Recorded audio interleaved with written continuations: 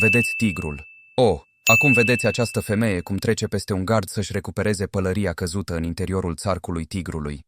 Vai, vai, vai, ce se întâmplă? Acesta este un video al incidentului de la grădina zoologică din Toronto. Wow, ați făcut asta vreodată pentru o jumătate?